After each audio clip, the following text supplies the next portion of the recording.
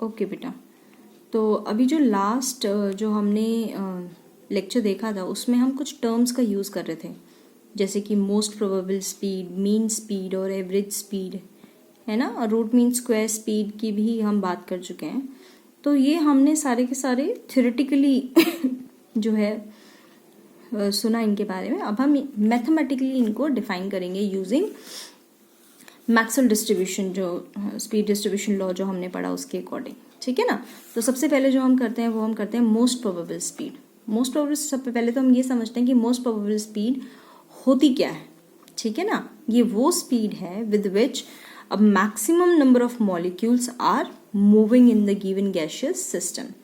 Maximum number of molecule जिस speed के through move करते हैं किसी भी सिस्टम में, उसे हम बोलते हैं मोस्ट प्रोबेबल स्पीड, ठीक है।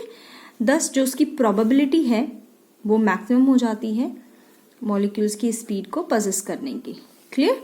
तो अब मैक्सवेल स्पीड डिस्ट्रीब्यूशन लॉ हमने पढ़ा, तो उसके अकॉर्डिंग जो प्रोबेबिलिटी है मॉलिक्यूल्स की moving in a small speed range, इस रेंज में हमने पढ़ी थी, वो क्या पढ़ी थी, ये पढ़ी थी, है ना, dn/n is equals to this.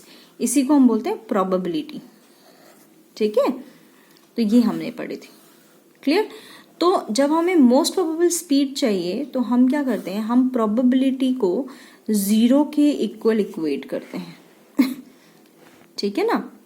Probability को हम क्या करते हैं, 0 के इक्वल इक्वेट करते हैं और उसको डिफरेंशिएट कर देते हैं, ठीक है,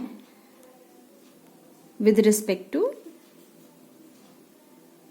c जो है, हम इसको डिफरेंशिएट करेंगे, ठीक है। तो अब ये हमारे पास प्रोबेबिलिटी की वैल्यू थी, इसको हमने क्या कर दिया, 0 के इक्वल इक्वेट कर दिया। अब हम इसको डिफरेंशिएट करें तो जो कांस्टेंट टर्म है वो हमने बाहर निकाल ली, और ये मेरे पास 2 टर्म हो गई हैं, एक टर्म ये है और एक टर्म ये है, ठीक है। तो अब हमने इनको, ये जो टर्म थी, एक टर्म ये है और एक टर्म ये है, ठीक है, हमने डिफरेंशिएट कर दिया, 2 टर्म बन गई ना ये। तो फर्स्ट एंड सेकंड टर्म को हमने डिफरेंशिएट कर दिया। क्लियर। मैथमेटिकल पार्ट है, इसको आप सॉल्व करेंगे, डिफरेंशिएट करेंगे, तो हमारे पास जो फाइनल रिजल्ट आ जाएगा वो ये आ जाएगा।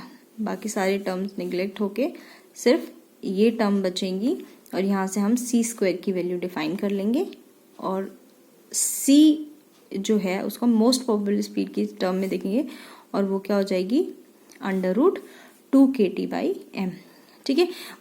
मुझे नहीं लगता बेटा ये मुझे बताने की ज़रूरत है क्या, डिफरेंशिएट करना, ये तो आप कर ही लोगे, है ना, ठीक है ना। डिफरेंशिएशन ऑफ जो भी आप जिसको भी फर्स्ट टर्म ले रहे हो या सेकेंड टर्म ले रहे हो, differentiation of first term second term as it is minus differentiation of second term first term as it is, ठीक है ना। इस तरीके से करा है, फिर यहाँ से जो कॉमन है वो कॉमन निकाल लिया, ठीक है, बाकी सारे टर्म्स को वहाँ ले जाके 0 के इक्वल इक्वेट कर दिया, ये वाली टर्म जो बची वो। क्लियर, ठीक है ना। ना जो सेकंड टर्म हमें निकालनी है वो है एवरेज या फिर मीन स्पीड।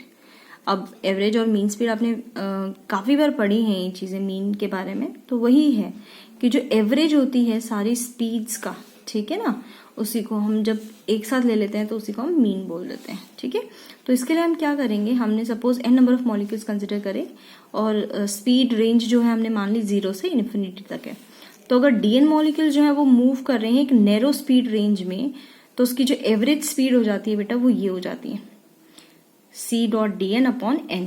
ये तो टोटल सम हो गया स्पीड का, और ये टोटल जितनी नंबर ऑफ मॉलिक्यूल्स हैं, और अगर मैं इसको इंटीग्रेट कर देती हूँ 0 से इन्फिनिटी तक, तो मुझे एवरेज स्पीड मिल जाएगी। क्लियर। वही सेम चीज dn/n की वैल्यू हमने पुट कर दी यहाँ पे, ठीक है ना, ये मेरे पास वैल्यू आ गई, और इसको हमने इंटीग्रेट कर दिया 0 to इन्फिनिटी, ठीक है।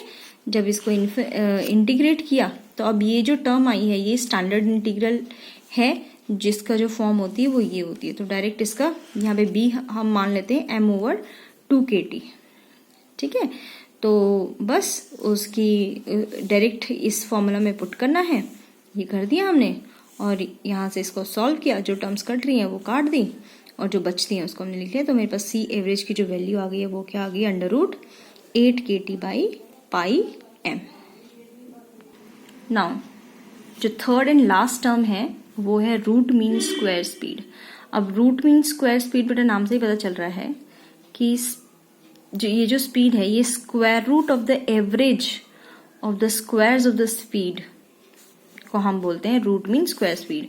और इसको डिफाइन कैसे करेंगे, इस तरीके से C square dot D N upon N, की स्पीड का square into D N upon N. ठीक है, बस अब यहाँ पे डी एन अपॉन एन की वैल्यू पुट करनी है। अगेन वही सेम 0 to इन्फिनिटी इसको इंटीग्रेट करना है।